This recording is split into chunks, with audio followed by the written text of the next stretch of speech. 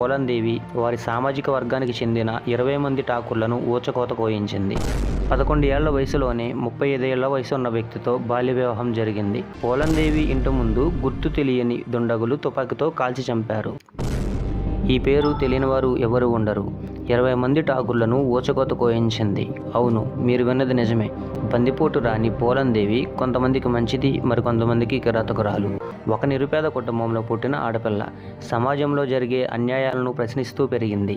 భారతదేశంలో పేరుగాంచిన పోలందేవి ఉత్తరప్రదేశ్ను యమునా నదీ తీరంలోని మారుమూల గ్రామమైన గోర్కాకా పూర్వాలో 1963లో ఆగస్టు 10న పోలందేవి జన్మించింది. ఆమె తల్లిదండ్రులు నదిపై పడవలు నడిపే సాంప్రదాయక వృత్తి గల అత్యంత వెనుకబడిన సామాజిక వర్గమైన మల్లా కులస్తులు. పోలందేవి తల్లిదండ్రులకు అండగా నిలబడడం కోసం చిన్నతనం నుండి పశువులు మేపేది. యమునా నదితో ప్రత్యేక అనుబంధం ఉంది.